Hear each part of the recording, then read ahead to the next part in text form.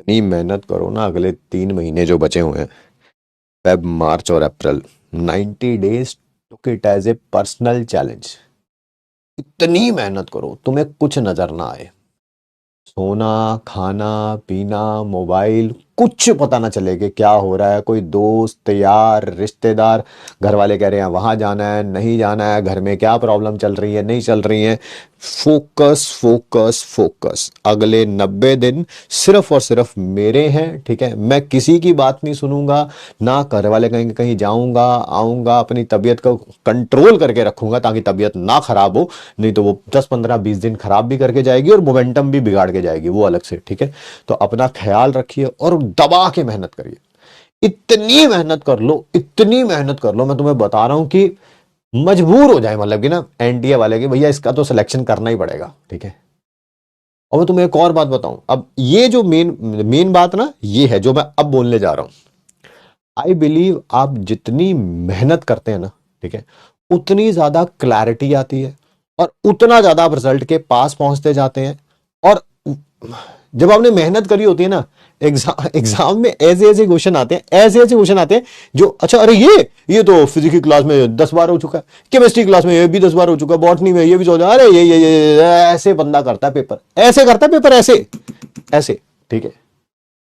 कहीं ऐसे न्यूमेरिकल होते हैं जो आपको सॉल्व नहीं करने पड़ेंगे। Yes, you heard it right, numerical ऐसे होते हैं जो साले देखे हुए आ जाएंगे। अरे यही वैल्यू थी, यही वैल्यू थी, यही वैल्यू थी, अरे यार ये तो मैंने 4 बार कर चुका हूं क्लास में, इसका यही आंसर है यार, ठीक है। ऐसा समय आता है, और वो तभी आता है जब जी तोड़ मेहनत कर रखी होती है, ठीक है। जी तोड़ मेहनत कर रखी होती है, और उसमें सबसे ज्यादा मेहनत करो जो सब्जेक्ट तुम्हारा वीक है, जो सब्जेक्ट तुम्हारा नोट वीक है। मान लो फिजिक्स वीक है, केमिस्ट्री वीक है, बॉटनी वीक है, जोलॉजी, उसमें सबसे ज्यादा मेहनत करो, उसमें सबसे ज्यादा स्कोप ऑफ इंप्रूवमेंट है।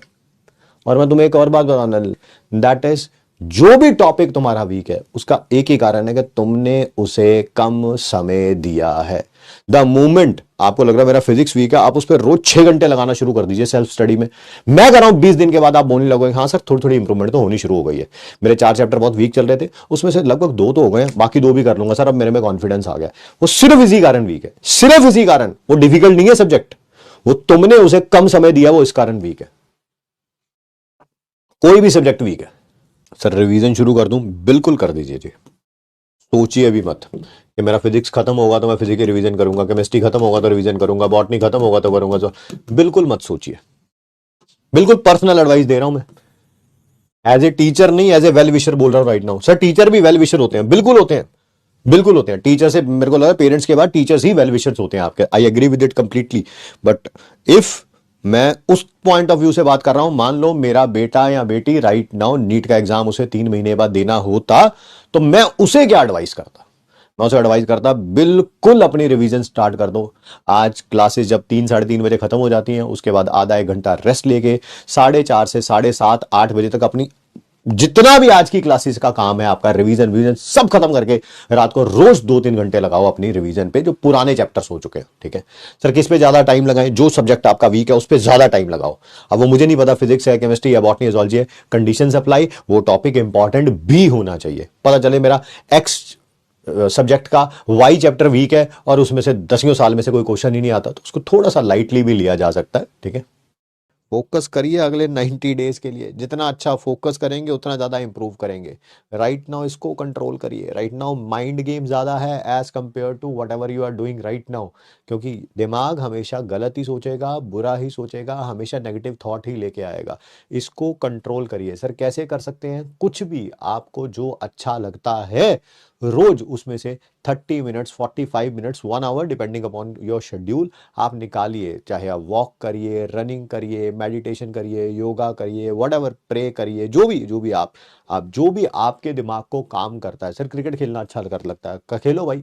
आधा पौना घंटा 1 घंटा खेलने से कोई दुनिया, मतलब तुम ना तुम एम्स जाने वाले आधा घंटे से, और ना ही मतलब कि रुकने वाला तुम्हारा एम्स है ना। हाँ, फोन 6 6 घंटे चलाएंगे तब डेफिनेटली जो है वो चांसेस हैं कि डेफिनेटली क्लास के बाद तब झुक सकती है आपकी सिलेक्शन।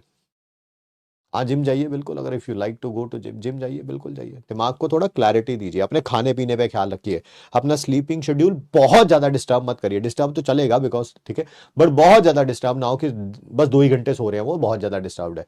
6 घंटे के आसपास सो रहे हैं, दैन इट्स ओके। 7 घंटे भी कर सकते हैं, डिपेंडिंग अपॉन बाकी 17 घंटे को आप कितना यूज़ कर रहे हैं। 12 12 घंटे सो रहे हैं वो भी गलत है, ठीक है।